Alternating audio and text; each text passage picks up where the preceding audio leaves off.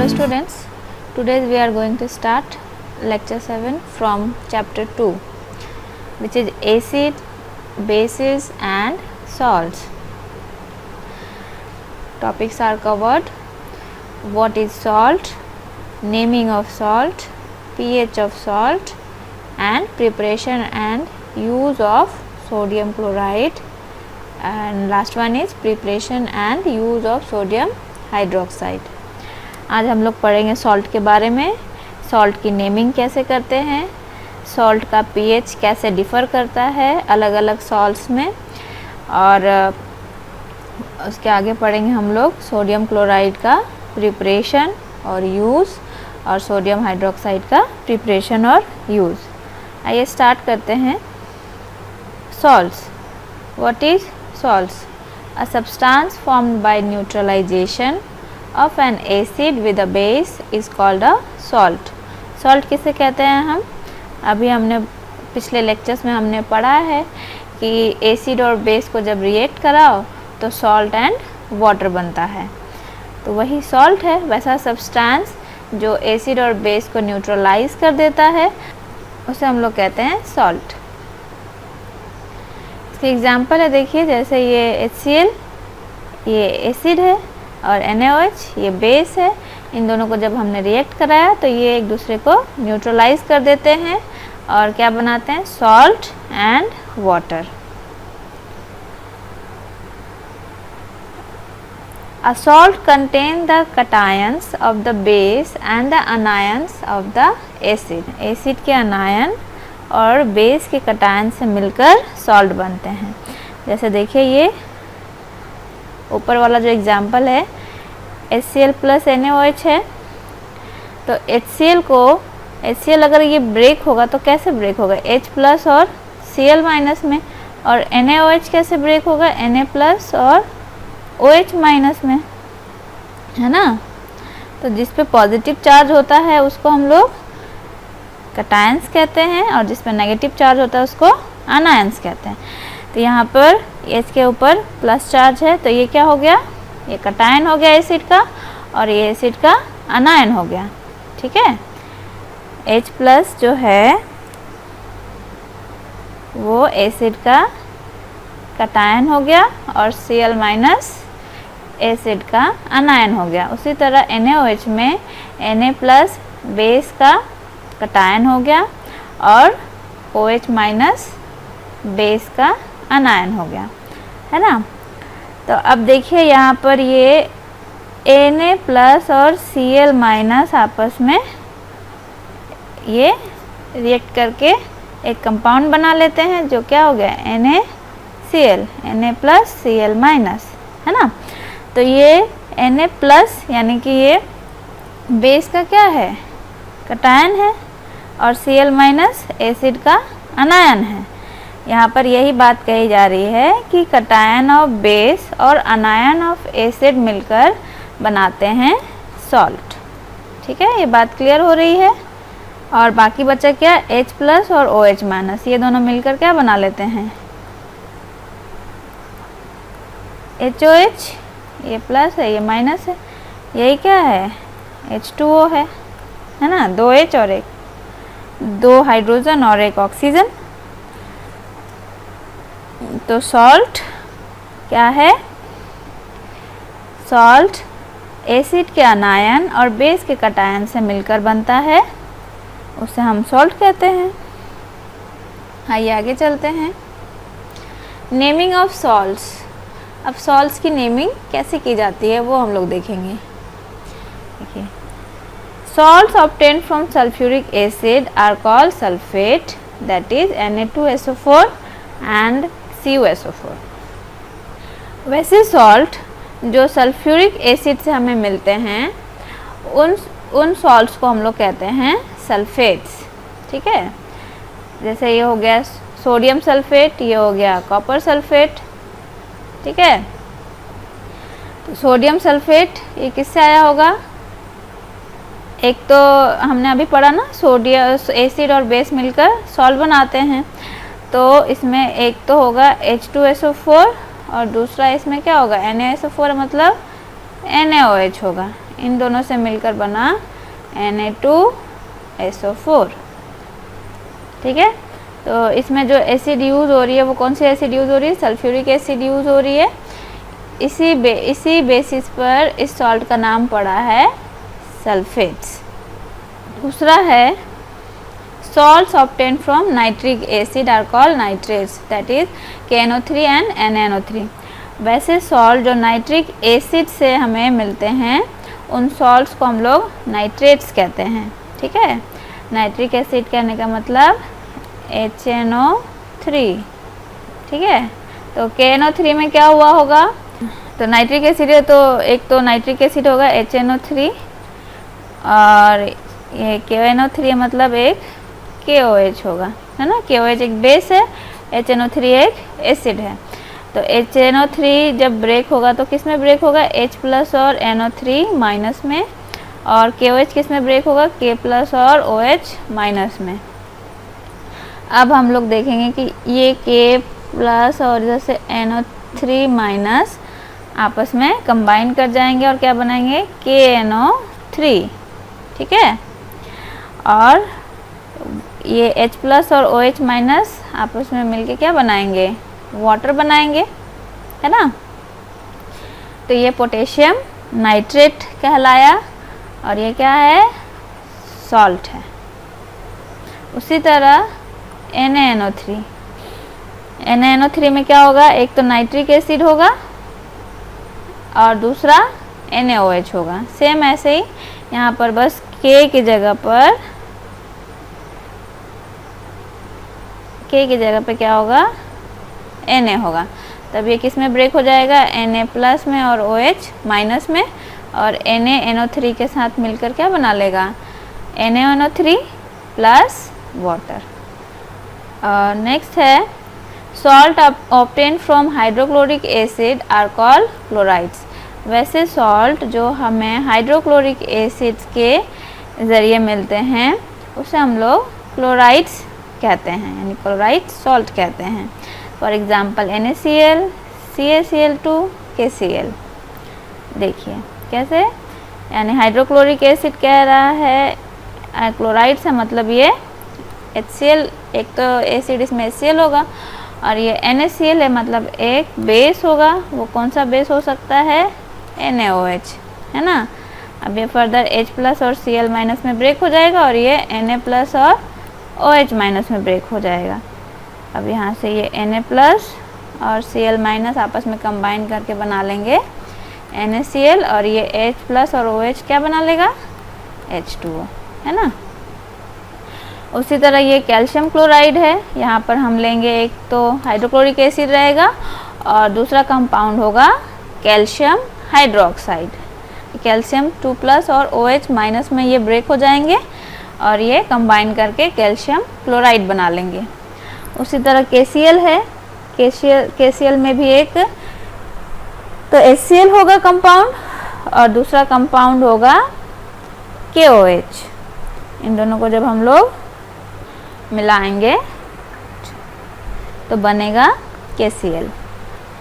तो हमें ये ध्यान देना है कि जहाँ ये SO4 हमें दिखा वैसे सॉल्ट हमें सल्फेट कहलाएंगे। जहाँ हमें NO3 दिखेगा वैसे सॉल्ट्स को हम लोग कहेंगे नाइट्रेट्स, और जिसमें हमें Cl दिखेगा, ठीक है, या Cl2 दिखेगा, वैसे सॉल्ट को हम लोग कहेंगे क्लोराइड्स।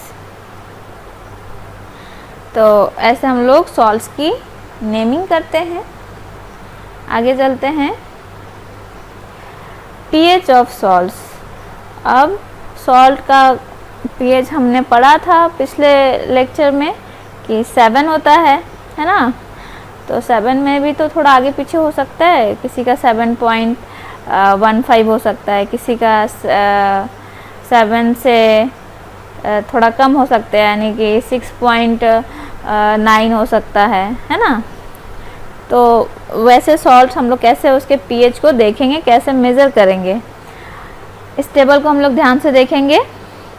अभी हमने पढ़ा था कि एसिड और बेस मिलकर क्या बनाते हैं?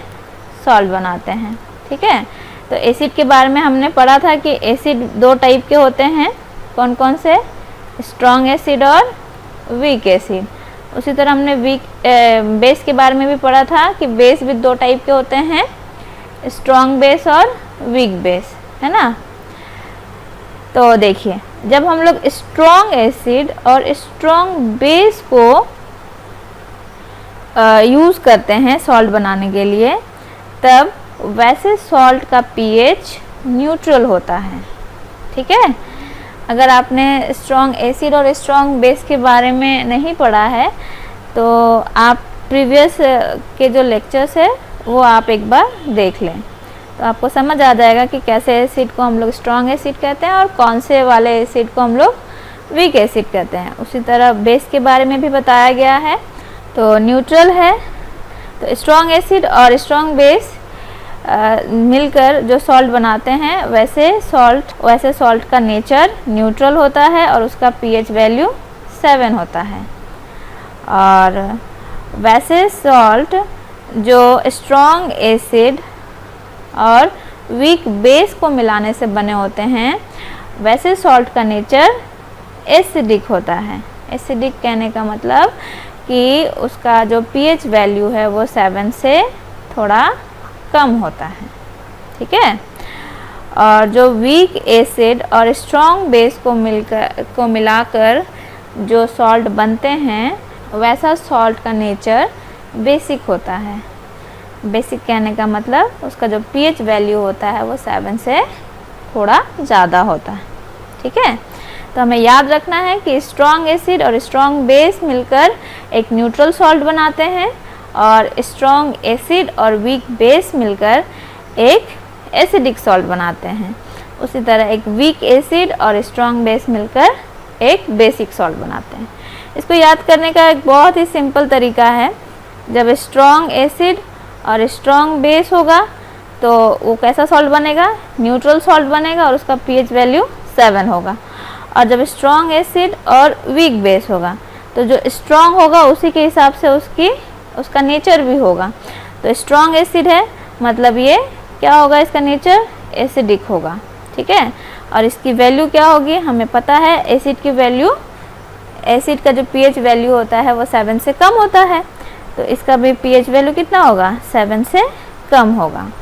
उसी तरह अगर हम लोग वीक एसिड लेते हैं और स्ट्रॉन्ग बेस, तो स्ट्रॉन्ग के हिसाब से हम लोग चलेंगे, तो स्ट्रॉन्ग कौन है, बेस है, तो इसका नेचर भी कैसा होगा, सॉल्ट का बेसिक होगा।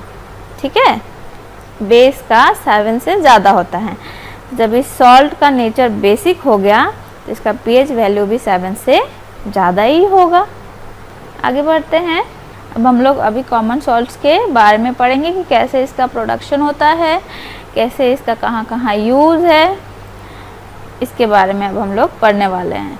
तो कॉमन सॉल्ट का केमिकल नेम होता है सोडियम क्लोराइड, हम लोग जानते हैं, और उसका फॉर्मूला होता है NaCl। तो कॉमन सॉल्ट का केमिकल नेम क्या हुआ, सोडियम क्लोराइड। और sodium chloride is formed by the combination of hydrochloric acid and sodium hydroxide. अभी हम लोग कितनी बार हम लोग ये पढ़ चुके हैं कि HCl और NaOH को जब हम लोग मिलाते हैं तो क्या बनता है, NaCl प्लस वाटर, है ना। तो ये NaCl क्या है, कॉमन सॉल्ट है, और ये कैसे बनता है, HCl यानी कि हाइड्रोक्लोरिक एसिड और सोडियम हाइड्रोक्साइड के रिएक्शन से। It is a neutral salt, हमने अभी पढ़ा, इसके पहले वाले स्लाइड में हमने पढ़ा कि जो स्ट्रॉन्ग एसिड और स्ट्रॉन्ग बेस मिलकर सॉल्ट बनाते हैं वो उनका नेचर, उस सॉल्ट का नेचर न्यूट्रल होता है। हाइड्रोक्लोरिक एसिड एक स्ट्रॉन्ग एसिड है और NaOH एक स्ट्रॉन्ग बेस है, ये दोनों मिलकर सॉल्ट बना रहे हैं NaCl, इसलिए NaCl क्या है, न्यूट्रल सॉल्ट है, और इसका pH वैल्यू कितना होगा, 7 होगा। और इम्पॉर्टेंट इंग्रेडिएंट इन फूड, और ये फूड के लिए एक इम्पॉर्टेंट इंग्रेडिएंट है। अगर खाने में नमक ना रहे तो कैसा खाना, टेस्टी खाना भी बेस्वाद लगता है, तो एक ये इम्पॉर्टेंट इंग्रेडिएंट है फूड में। Important raw material and sodium hydroxide, bleaching powder, baking soda, washing soda and etcetera. और ये एक इम्पॉर्टेंट रॉ मटेरियल है। इसके ज़रिए ही हम लोग sodium hydroxide, bleaching powder, baking soda, washing soda ये सब बनाने में काम आता है। और भी अदर केमिकल्स भी लगते हैं, लेकिन ये एक इम्पॉर्टेंट रॉ मटेरियल है इन सब में। पढ़ेंगे हम लोग आगे, ये सब भी पढ़ेंगे कैसे बनाया जाता है, तो उसके प्रोडक्शन में और प्रिपरेशन में कैसे NaCl का यूज़ होता है वो हम लोग आगे पढ़ेंगे। नेक्स्ट है प्रोडक्शन ऑफ कॉमन सॉल्ट। अब कॉमन सॉल्ट का प्रोडक्शन कैसे होता है? दो टाइप से होता है। एक तो होता है from sea water by evaporation और दूसरा फ्रॉम अंडरग्राउंड डिपॉजिट। एक तो जो सी है, सी वाटर है, हमें पता है कि सी का जो वाटर है वो नमकीन होता है, तो उसको एक जगह क्या करते हैं, इकट्ठा करके और छोड़ देते हैं। धीरे धीरे उसका पानी जो है वो इवापोरेट हो जाता है और जो सॉल्ट होती है वो बची रह जाती है ना। तो एक तो इवापोरेशन के ज़रिए हम लोग बनाते हैं सॉल्ट को, और दूसरा जो इसका सोर्स है वो अंडरग्राउंड डिपॉजिट। ये ज़मीन के अंदर सॉल्ट का डिपॉजिट पाया जाता है। तो ये कैसे वहाँ आया ज़मीन के अंदर सॉल्ट का deposit? Large crystals of a common salt found in underground deposit which is brown due to presence of impurities in it. It is mined from underground deposit like coal. Common salt के जो बहुत बड़े बड़े crystals underground पाए जाते हैं, ठीक है, ज़मीन के अंदर पाए जाते हैं। तो वो उसका जो कलर होता है वो इस टाइप का होता है, कुछ ब्राउन कलर का होता है, ठीक है। ब्राउन कलर का इसलिए होता है क्योंकि इसमें बहुत सारी इम्प्यूरिटीज़ होती है, और इसे हम लोग रॉक सॉल्ट भी कहते हैं, है ना। काला नमक देखा होगा आप सब ने, उसका कलर थोड़ा कैसा होता है, ब्राउनिश होता है। तो ये इसलिए होता है ब्राउनिश क्योंकि इसमें बहुत सारी इम्प्यूरिटीज़ प्रेजेंट रहती है, और इस टाइप के सॉल्ट को माइन करके निकाला जाता है, खोद के निकाला जाता है। जैसे कोयले को माइन किया जाता है ना, उसी तरह ये इन सॉल्ट को भी माइन किया जाता है, ठीक है, लाइक कोल। अब ये ज़मीन के अंदर कैसे आई? बहुत पुराने समय की बात है, लाखों करोड़ों साल पहले ऐसा था कि एक सी कोई बहती थी और वो सी धीरे धीरे सूखती गई, और फिर सूखते सूखते उसका जो सॉल्ट था वो नीचे ही दबता चला गया, और सी के ऊपर लेयर बाय लेयर चढ़ता गया सॉइल का, और वो नीचे दबता गया, ठीक है। तो अब उसी सॉल्ट को हम लोग माइन करके निकालते हैं, उसे हम लोग रॉक सॉल्ट भी कहते हैं, वही दिया है यहाँ पे। Beds of rock salt were formed when seas of bygone ages dried up. Bygone means पुराने समय में। आगे बढ़ते हैं। अब कॉमन सॉल्ट के यूजेस क्या क्या हैं? पहला तो ये हम जानते हैं एक न्यूट्रल सॉल्ट है, और इसका खाने में यूज़ किया जाता है, और दूसरा sodium hydroxide, bleaching powder, baking soda और वॉशिंग सोडा के रॉ मटेरियल के तौर पर ये यूज़ किया जाता है, ठीक है। यहाँ पे तो न्यूट्रल सॉल्ट लिखने की कोई ज़रूरत है नहीं। आगे बढ़ते हैं। अब आते हैं हम लोग स्टार्ट करते हैं सोडियम हाइड्रोक्साइड। सोडियम हाइड्रोक्साइड एक बेस है, हम लोग जानते हैं sodium hydroxide is a base, और इसका जो मॉलिक्यूलर फार्मूला होता है वो NaOH होता है। इसका कॉमन नेम कास्टिक सोडा है, ठीक है। इसका कॉमन नेम क्या है? Caustic soda. तो याद रखेंगे, अगर कोई कास्टिक सोडा कहता है इसका मतलब वो किसकी बात कर रहा है? NaOH की बात कर रहा है। इसको हम लोग प्रिपेयर करते हैं, prepared by electrolysis of aqueous solution of sodium chloride. Sodium chloride का जो एक्वस सॉल्यूशन होता है, मतलब सोडियम क्लोराइड को हम लोग वाटर में डिज़ोल्व करके और इलेक्ट्रोलिसिस प्रोसेस के ज़रिए हम लोग NaOH को प्रिपेयर करते हैं, और उस प्रोसेस को हम लोग कहते हैं क्लोर एल्कली प्रोसेस। आगे हम लोग उसके बारे में पढ़ेंगे। प्रिपरेशन ऑफ सोडियम हाइड्रोक्साइड देखिए, when electricity is passed through an aqueous solution of sodium chloride, sodium chloride के एक्वस सॉल्यूशन को हम लोग बारिन सॉल्यूशन भी कहते हैं। It decomposes to form sodium hydroxide the process is called chlor alkali process. Chlor मतलब होता है क्लोरीन और एल्कली मतलब होता है sodium hydroxide. Alkali means base है ना, वैसा बेस जो वाटर में घुला हुआ हो, ये हमने पढ़ा था, वैसे बेस को हम लोग कहते हैं alkali. Those bases which are dissolve in water is called alkali. Tub है, टब जैसा ही समझिए, इसमें हमने NaCl सॉल्यूशन को फिल कर दिया और ये एक पोरस डायफ्रागम है, मतलब इसमें छोटे छोटे छेद हैं जिससे ये सॉल्यूशन इधर उधर ये पास करता है। ठीक है, तो इसमें देखिए एक टब है, यहाँ से हमने NaCl सॉल्यूशन को यहाँ से डाला। ठीक है, NaCl सॉल्यूशन को डाला और ये जो ब्लू कलर का ये एनोड है और ये कैथोड है। एनोड के ऊपर पॉजिटिव चार्ज रहता है और कैथोड के ऊपर नेगेटिव। इसको हमने एक बैटरी के थ्रू कनेक्ट कर दिया। अब बैटरी के थ्रू कनेक्ट कर दिया और ठीक है, इसका स्विच ऑन कर दिया।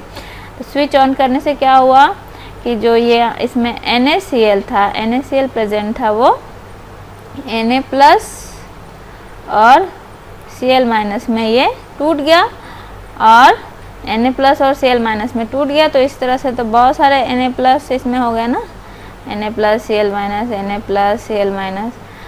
और वाटर भी है, तो वाटर भी किस में ब्रेक हो गया, H प्लस और OH माइनस में। ठीक है, OH माइनस H प्लस, इस तरह से ये पूरा सॉल्यूशन क्या हो गया, उसमें ये सब ब्रेक हो गए। उसी में जो ये Na प्लस था, ये Na प्लस किसके साथ कंबाइन कर गया, ये जो Na प्लस था ये OH के साथ कंबाइन करके क्या बना लिया, NaOH बना लिया, है ना। तो ये जो NaOH है, इसी तरह से बहुत सारे Na प्लस है, बहुत सारे OH माइनस है, तो वो Na प्लस OH के साथ मिलकर क्या बना ले रहे हैं, NaOH बना ले रहे हैं। और वही NaOH ये इधर ये जो ट्यूब दिख रहा है वहाँ से ये NaOH निकल रहा है। और कुछ NaCl भी हैं जो कि ब्रेक नहीं हुए हैं, वो भी कुछ NaCl साथ में निकल रहे हैं। ठीक है, और यहाँ से जो क्लोरीन ये बचा हुआ है, वो क्लोरीन आपस में Cl2 बनकर इधर से निकल जा रहा है। ठीक है, और जो H प्लस है वो आपस में मतलब हाइड्रोजन गैस बनकर निकल जा रहे हैं। ठीक है, तो इस तरह से ये इलेक्ट्रोलिसिस प्रोसेस के ज़रिए NaCl सॉल्यूशन से NaOH बनकर निकल रहा है और साथ में क्लोरीन गैस भी निकल रही है और हाइड्रोजन गैस भी निकल रहा है।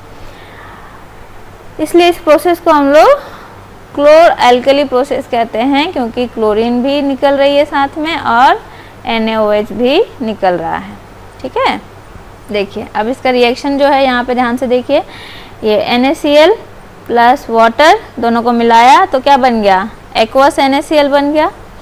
और इसको जब हमने इलेक्ट्रोलिसिस किया, यानी कि इलेक्ट्रिसिटी के ज़रिए क्या हो रहा है, यहाँ से ये इलेक्ट्रॉन जो निकल रहे हैं वो इलेक्ट्रॉन आपस में मूव करने लग रहे हैं। ठीक है, इसका हमने एक बैटरी के थ्रू जोड़ा ना, तो जो इलेक्ट्रॉन है वो आपस में मूव करे, क्योंकि इसका सर्किट पूरा हो गया है और ये आप गोल गोल घूमना स्टार्ट हो गया है इस सर्किट में। तो इस सर्किट के ये पूरा सर्किट पूरा हो जाने के कारण जो इलेक्ट्रिसिटी इसमें फ़्लो हो रही है, तो इलेक्ट्रिसिटी के कारण NaCl जो है वो Na प्लस और Cl माइनस में ब्रेक हो जा रहा है और जो वाटर के मॉलिक्यूल्स है वो H प्लस और OH माइनस में ब्रेक हो रहे हैं। ठीक है, ये NaCl किस में ब्रेक हो गया, Na प्लस और Cl माइनस में, और वाटर के मॉलिक्यूल्स किस में ब्रेक हो गए, H प्लस और OH माइनस में, सॉरी OH माइनस में। ठीक है, तब ये Na जो है वो OH के साथ मिलके, ये Na जो है वो OH के साथ मिल गया। ठीक है, और क्या बन गया, NaOH। उसी तरह बहुत सारे NaCl भी हैं इसमें प्रेजेंट और बहुत सारे OH मॉलिक्यूल्स भी इस सॉल्यूशन में प्रेजेंट हैं। तो जो बाकी जो Na प्लस और OH तो आपस में कंबाइन कर गए और जो बहुत सारे H प्लस थे वो H प्लस आपस में मिलके क्या बन गए, H2O बना लिए ये लोग, और बाकी जो Cl माइनस थे वो आपस में मिलकर Cl2 बना लिए, ठीक है। और H2 जो है वो H2 गैस वो कैथोड की तरफ से निकल गया, और जो Cl2 माइनस Cl2 गैस है वो क्लोरीन गैस है वो एनोड की तरफ से निकल गई।